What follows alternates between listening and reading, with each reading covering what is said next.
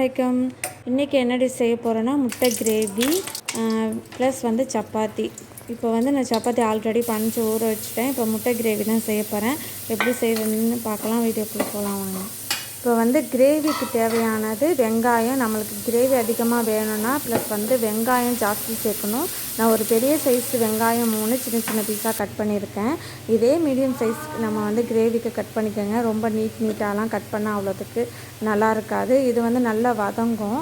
தொக்கு அளவுக்கு நம்மளுக்கு நல்லா வதங்கி வரும். இந்த மாதிரி கட் பண்ணால் ஒரு 3 சைஸ் வெங்காயத்தை நல்லா கட் பண்ணி பட்டை கிராம்பு வாசனைக்கு அதையும் போட்டு நெய் நெய் இல்லைன்னா பட்டர் கூட சேர்த்துக்கலாம். அவ்வளோ டேஸ்ட்டாக இருக்கும். நான் பட்டரும் ஆயிலும் சேர்த்துருக்கேன். நீங்கள் பட்டர் இருந்தால் பட்டர் சேர்த்துக்கோங்க, இல்லாட்டி நெய் சேர்த்துக்கோங்க, ஆப்ஷன் தான். நல்லா வதங்கி வரணும் வெங்காயம். அதுக்கப்புறம் ஒரு மிக்ஸி ஜாரில் தக்காளி 2 தக்காளி கட் பண்ணி அதுக்கு கூட மல்லி இதழ், பச்சை மிளகாய் 2 இது நல்லா பேஸ்ட்டாக அரைச்சி வச்சுக்கலாம். அதுக்கப்புறம் நான் முட்டை ஆல்ரெடி வேக வச்சுருக்கேன். ஒரு 6 முட்டை எடுத்திருக்கேன். அதை நம்ம கோடு சின்ன சின்ன பீஸ் கோடு போட்டுக்கலாம். அப்போ தான் அது உள்ளாரெல்லாம் கிரேவி இறங்கும், மசாலா இறங்கி அந்த முட்டை சாப்பிடும்போது நல்லா டேஸ்ட் கொடுக்கும். நம்மளுக்கு இப்போ வெங்காயம் நல்லா வதங்கிடுச்சு. இதுக்கப்புறம் 2 ஸ்பூன் இஞ்சி பூண்டு பேஸ்ட்டு சேர்த்துடலாம். சேர்த்து நல்லா வதங்கணும். வதங்கினதுக்கப்புறமா மிளகாய்த்தூள், மஞ்சள் தூள், காரத்துக்கு தகுந்த மாதிரி மிளகாய்த்தூள் ஜாஸ்தி போட்டுக்கோங்க.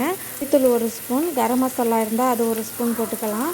அதுக்கப்புறம் சிக்கன் மசாலா தூள் போட்டுக்கோங்க. அதுதான் இன்னும் நல்லா டேஸ்ட்டு கொடுக்கும். அவ்வளோதான். தேங்காய்லாம் நான் ஆட் பண்ணலை. உங்களுக்கு நிறைய கிரேவி வேணும்னா கொஞ்சம் லைட்டாக ஒரு 2 ஸ்பூன் மாதிரி தேங்காய் சேர்த்துக்கோங்க. அதிகமாக தேங்காய் சேர்க்காதீங்க. அது ரொம்ப குழம்பு இதுக்கு போயிடும். நம்ம கிரேவி தொக்கு தான் வைக்கிறோம். அதனால் தேங்காய் ஆப்ஷன் தான். விருப்பப்பட்டால் ஒரு 2 ஸ்பூன் சேர்த்துக்கலாம். அதுக்கப்புறம் நான் நிறைய மசாலாலாம் போட்டாச்சு. இது நல்லா வதங்கி வரணும். வதங்கி வந்ததுக்கப்புறம் ஆல்ரெடி நான் மிக்சியில் அரைச்சி வச்சுருக்கேன் அந்த விழுது, அதையும் சேர்த்து இதில் போட்டு நல்லா வதக்கிக்கலாம். தக்காளி, மல்லிக்கீரை நம்ம டைரெக்டாகவே போடலாம். இந்த மாதிரி அரைச்சி நம்ம விழுது சேர்த்தா அது ஒரு டிஃப்ரெண்ட் டேஸ்ட்டாக இருக்கும், நல்லாவும் இருக்கும். குட்டீஸ்லாம் தக்காளி ஒதுக்கி வச்சுடுவாங்க. நம்ம பெரியவங்க சேர்த்து சாப்பிடுவாங்க. பெரியவங்களே சில பேருக்கு தக்காளிலாம் பிடிக்காது. நம்மளுக்கு இதே மாதிரி நம்ம மிக்சியில் அரைச்சி அதோடு நம்ம சேர்த்துட்டா அவங்க ஒதுக்கிறதுக்கு வேலை இல்லை, எல்லாம் சாப்பிட்ருவாங்க. தொக்கை பொறுத்த வரைக்கும் நம்ம அரைச்சி தக்காளி, மல்லிக்கீரை 2த்தையும் மிக்சியில் அரைச்சி நம்ம சேர்த்தா அது ஒரு நல்ல டேஸ்ட்டு கொடுக்கும், நல்ல வாசனையாகவும் இருக்கும். இப்போ நான் எல்லாத்தையும் அரைச்சி வச்ச விழுதெல்லாம் சேர்த்துட்டேன். தேவையான அளவு உப்பும் சேர்த்தாச்சு. இப்போ ஒரு அரை டம்ளர் நான் தண்ணியும் சேர்த்து நல்லா கொதிக்க விட்டுருக்கேன். நல்லா கொதி வந்துருச்சு. இது ஒரு 5 மினிட்ஸ் நல்லா கொதிக்கணும் இந்த மசாலா.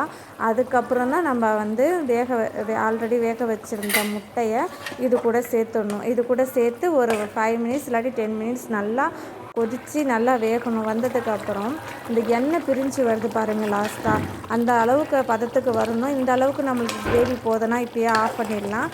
இன்னும் நம்மளுக்கு நல்ல தொக்கு, நம்மளுக்கு ஆளுக்கு தகுந்த மாதிரி தான் நம்மளுக்கு கிரேவி நம்மளுக்கு வீட்டில் எடுத்துப்போம்.